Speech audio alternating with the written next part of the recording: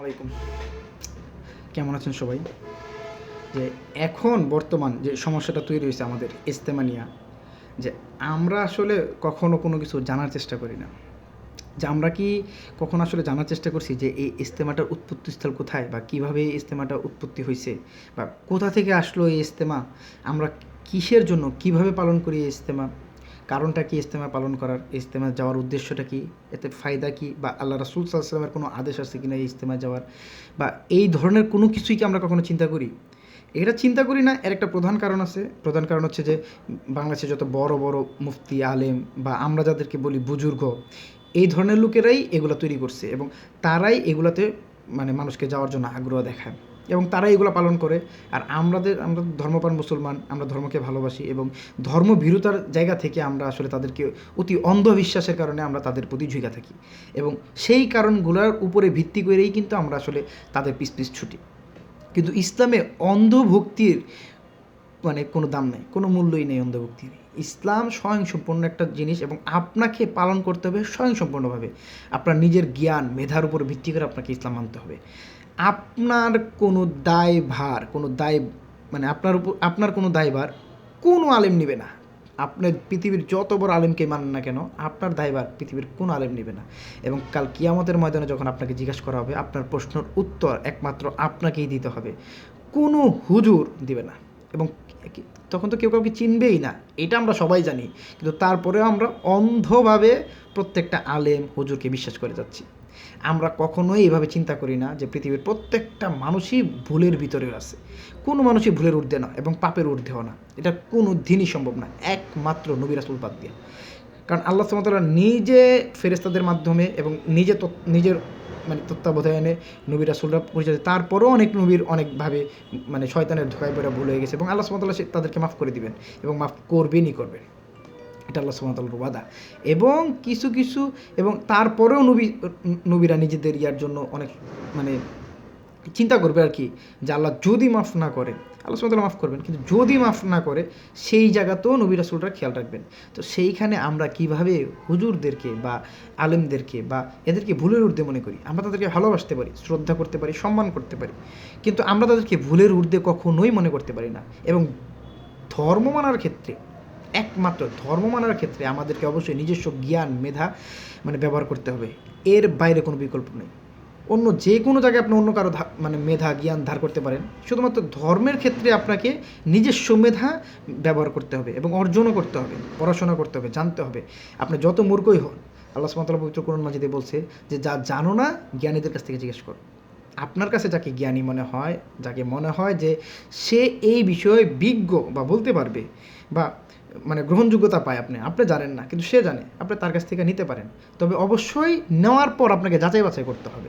যদি আপনি যাচাই বাছাই ভাবে বিনা যাচাই বাছাইতে সেটা গ্রহণ করেন, এর ব্যাপারেও আপনাকে জিজ্ঞাসাবাদ করা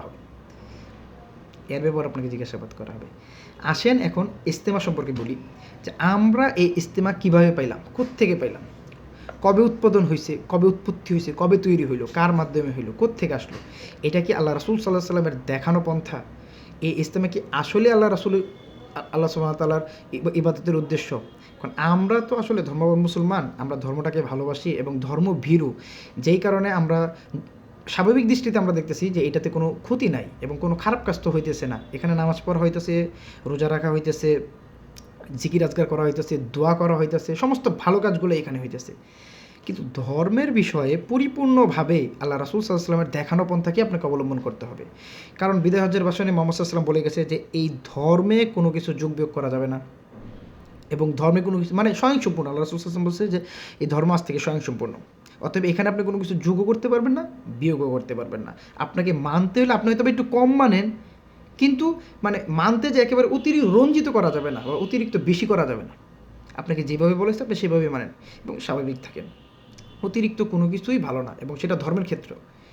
যেখানে এই ইজতেমার উৎপত্তি স্থল কোথায়, কীভাবে হইল, আমি একটু পড়াশোনা করলাম এটা নিয়ে। কারণ হচ্ছে কোনো কিছু বলার ব্যাপারে আগে নিজের একটু ধারণা থাকতে হয়। তো আমি আসলে কখনো ইজতেমা যাইনি।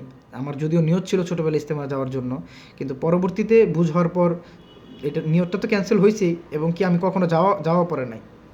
বিষয়টা ভালো খারাপ আমি এদিকে যাচ্ছি না, আমি আপনাদেরকে বলি যে এটার উৎপত্তিস্থল থেকে, যে 1966 খ্রিস্টাব্দ থেকে প্রতি বছর এই সমাবেশ নিয়মিত আয়োজিত হয়ে আসছে। বাংলাদেশে 1946 খ্রিস্টাব্দে ঢাকার রমনা পার্ক সংলগ্ন কাকরাইল মসজিদে তাবলিগ জামাতের বার্ষিক সম্মেলন বা ইজতেমা প্রথম অনুষ্ঠিত হয়। 1948 খ্রিস্টাব্দে তৎকালীন চট্টগ্রামের হাজী ক্যাম্পে ইজতেমা হয়। 1958 খ্রিস্টাব্দে বর্তমান নারায়ণগঞ্জ সিদ্ধিরগঞ্জের ইজতেমা অনুষ্ঠিত হয়। তখন এটা কেবল ইজতেমা হিসেবেই পরিচিত ছিল। প্রতি বছর ইজতেমায় অংশগ্রহণকারীর সংখ্যা বাড়তে থাকায় এবং স্বাধীনতা যুদ্ধে পাকিস্তানের অখণ্ডতা রক্ষায় পাকিস্তানের সাথে অনেক আলেমদের একাত্মতা থাকায় 1966 খ্রিস্টাব্দে রমনা উদ্যানের স্থলে টঙ্গীর পাগার গ্রামের খোলা মাঠে ইজতেমা আয়োজন করা হয়।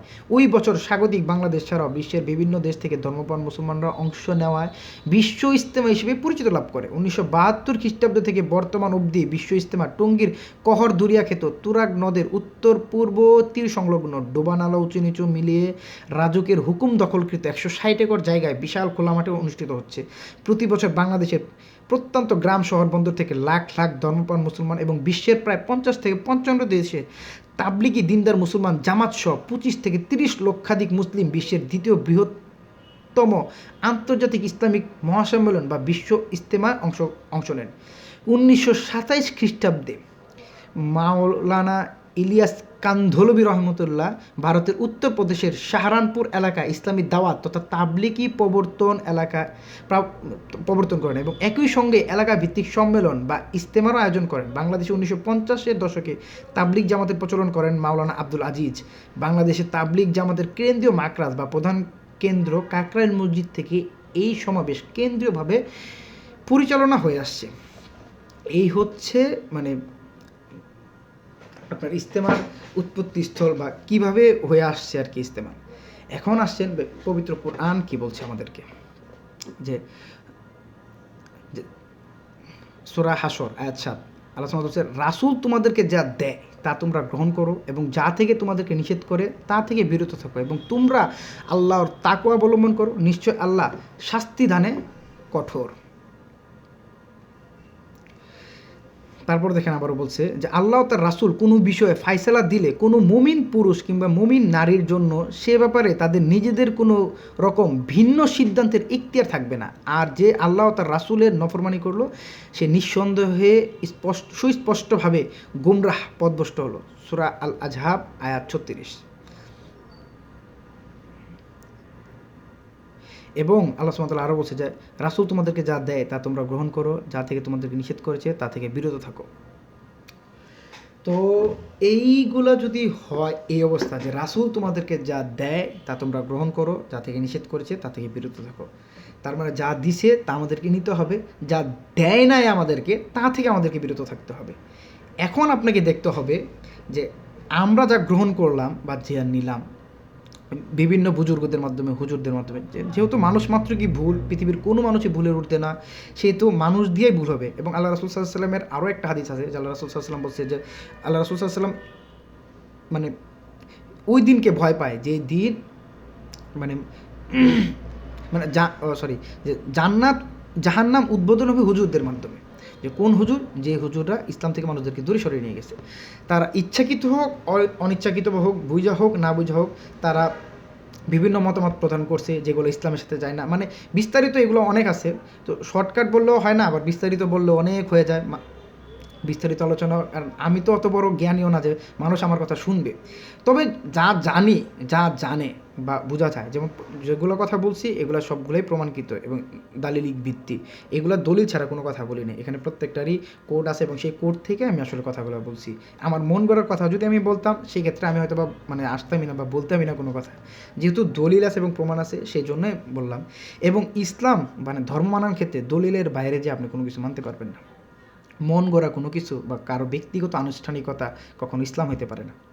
তো তারপরেও মানুষ তাদের নিজস্ব মেধা আছে। আর আমাদের বাঙালিদের প্রধান সমস্যা হচ্ছে যে আমরা শুনতে পছন্দ কম করি এবং যে কথা আমরা শুনি নাই আমরা একটা কথাকে ধরি, বাকি সমস্ত কথাকে ফেলে দিই। এবং সেই একটা কথা, যেই কথাটা আপনার পছন্দ হয় না বা আমার পছন্দ হয় না, বা বুঝতে পারছি যে এই কথার বাইরে যা কথা বলা যায় সেটাকে ধরেই আমরা কথা আগাই। আমরা গ্রহণ করি কম, আমরা বলতে পছন্দ করি বেশি। আমাদেরকে আগে দেখতে হবে যে যেই কথাটা শুনছি সেই কথাটা সত্য কিনা। সেই কথাটার মানদণ্ড কী, সেই কথাটার প্রমাণ কী, ভিত্তি কী, দলিল কী, এইগুলা যখন যাচাই বাছাই হবে, যখন আপনি বুঝতে পারবেন না এই কথাগুলোর ভিত্তি আছে, তখন আপনি বুঝতে হবে। যদি আপনি না বুঝেই কথা বলতে চান, পৃথিবীর যে কোনো বিষয়ে তর্ক বিতর্ক করা যাবে, যে কোনো বিষয়ে কথা বলা যাবে, এবং সেইগুলা কখনো মানে ফলাফল আসবে না।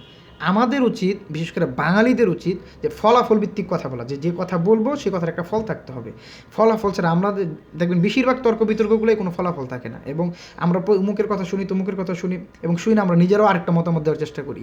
যে মতামত দেওয়ার চেষ্টা না করে আমরা চেষ্টা করি যে তার কথাগুলো ভুল না রাইট, এবং যেগুলো রাইট হয়েছে সেগুলো গ্রহণ করি, যেগুলো ভুল হয়েছে সেগুলোতে আমরা অ্যাটাক করব না।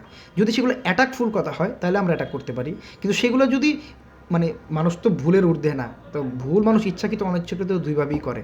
তো যেগুলো ভুল হয়েছে সেগুলো আমরা তাকে ধরাই দিব। যদি তার মেন্টালিটি বা সে এরকম না হয় যে ধরাই দেওয়ার পর সে শুধরায় নেয়, তখন আপনি অ্যাটাকফুলি যাইতে পারেন বা অ্যাটাকফুলি কথা বলতে পারেন। কিন্তু প্রথম অবস্থায় আমরা যেটা করি বাঙালিরা, সেটা হচ্ছে সরাসরি অ্যাটাকফুলে চলে যায়। এবং দেখবেন বিভিন্ন জায়গায় এই যে আজকে তাবলিগ জামাত মারামারি করলো, বা যে ইস্তেমার লোকগুলো মারামারি করলো, এরা কারা? এদেরকে আমরা বিশ্বাস করি, এদেরকে আমরা ভালোবাসি। এরা শুধুমাত্র মুসলিমই না, এরা হচ্ছে মানে বেশিরভাগ লোকগুলোই তো হুজুর টাইপে, যাদের প্রতি আমাদের বিশ্বাস, শ্রদ্ধা, ভালোবাসাটা অনেক বেশি। কিন্তু এরা কি আসলে এই জায়গাগুলো রাখে নাই? এরা এই জায়গাগুলো নষ্ট করছে কেন? ক্ষমতার জন্য, বা দখলদারিত্বের জন্য, বা নিজেদেরকে জাগান দেওয়ার জন্য। কিন্তু ইসলামে এগুলো নাই, নিজেদেরকে জাগান দেওয়ার মতো কোনো বিষয় ইসলামে নাই। আরও অনেকগুলো হাদিস আছে, যেহেতু হাদিসের রেফারেন্সটা আমার কাছে নাই, সেহেতু আমি হাদিসগুলো বলতেছি না।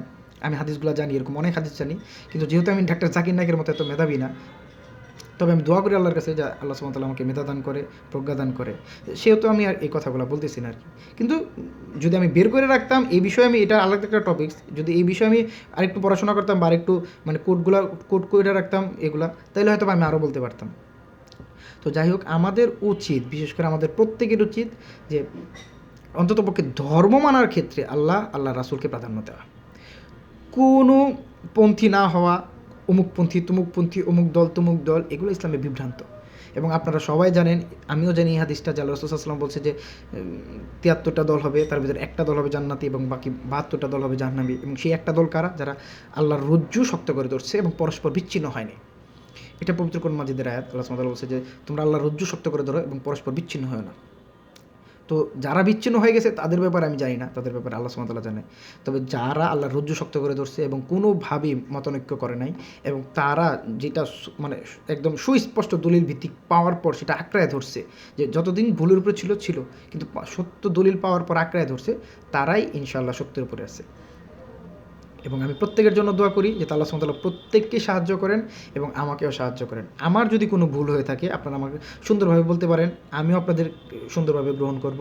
তবে কোনো উগ্রতা এবং কোনো অগ্রহণযোগ্য কথা এবং কোনো মানে দলিল ভিত্তিহীন কথা আমার কাছে গ্রহণযোগ্যতা পাবে না। ধন্যবাদ সবাইকে। আমি চেষ্টা করছি আসলে সত্যটা যতটুকু জানি ততটুকু তুলে ধরার। তারপরে আমার অনেক কিছু মিস হইতে পারে, মানুষ মাত্রই কেউ ভুলের ঊর্ধ্বে না। আমি সেই বিষয়গুলো আমার মাথায় রাখছি এবং আমি দোয়া করতেছি যে আল্লাহ সুবহানাহু ওয়া তাআলা আমাদের প্রত্যেককে সাহায্য করে। আসসালামু আলাইকুম।